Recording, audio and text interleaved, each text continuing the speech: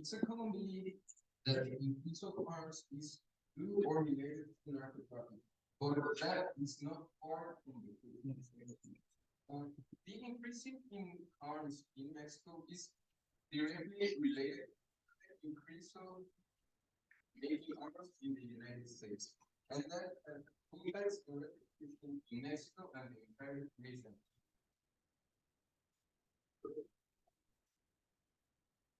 Okay, I would like just to mention about the part that they say that about Mexico and the way they can invest in here and USA, about more than 100,000 in a legal way. Because right now Mexico is affronting a lawsuit between USA and well Mexico because they have seen that at least 33,000 homicides in 2021 that happened, according to the EFE, were guns that were trafficked by the USA to Mexico.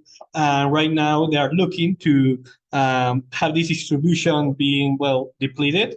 And according to the Arizona governor, we are looking into the distribution now in Arizona, and we will be able to prove that distributors are not only selling to straw purchases in a systematic and routine way. They're going to reinforce an argument to the gun industry and the big manufacturing that they are suing are the notice and aware that the problems and products are sold to cartels, to criminals, and they have nothing to do for this change. And in this case, we are saying that the legalization.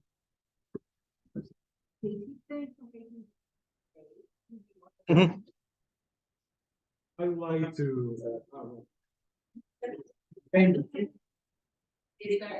I would like to add some comment about that. Okay, I would just like to mention about the part about investing in other countries, because as far as we know right now, the only countries that have this right to own weapons are the US, Mexico, and Guatemala are the only ones that have this right in the Constitution. So having these weapons being well legalized in other countries and well being transported to them will be a really big problem because they don't have this right, for example. And also, we know that Mexico is a neutral country, a Pacific one since the 20th century. And right now, with our politics of our president of Obrador, that is abrazos no balazos, he's not really right now into providing weapons to other countries. Because right now, in 2022, as we know of the Ukraine war, he said, "We are not looking for arms or race to suit nobody. We want dialogue. Our support for Ukraine and its people will not be weapons." And as we know, we are not going to sell them or give them because we are a Pacific country. Thanks. Okay, regarding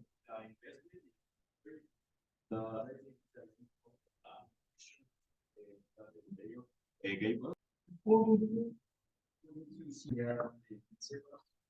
That's all. Thank you.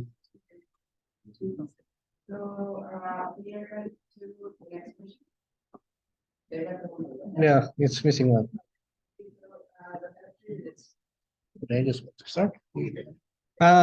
I just want to reply because they say about having exams of psychology, and I want to just reevaluate this and assimilate this what happens in Mexico to here also in Mexico, but with driving exams we don't have them. Why would we have a psychological in this case if we don't even have the amount of time and necessity to have the right to have exam of driving if there's also these dangerous driving things in Mexico of killing people? Because we can in other countries they have it and they have this kind of issues, and if we have just to assimilate this type of problem of psychology, we just also have to assume other problems first if we want to talk about psychology exams to own weapons here in Mexico.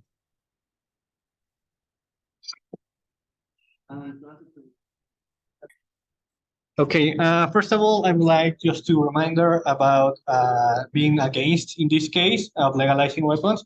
If we keep being against of it, as it says of De La Fuente, the ambassador Juan Ramón de la Fuente, Mexico's permanent representative of the United Nations, said that the adopted resolution responds to a real to a real and critical problem about legalizing weapons here in Mexico, to strengthen the international legal order and support efforts to find diplomatic solutions to the armed conflicts.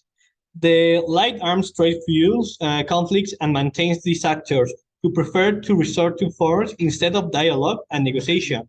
In this case, we keep going to have this type of mentality in Mexico of being against of legalizing weapons, even though we have them in the United Nations.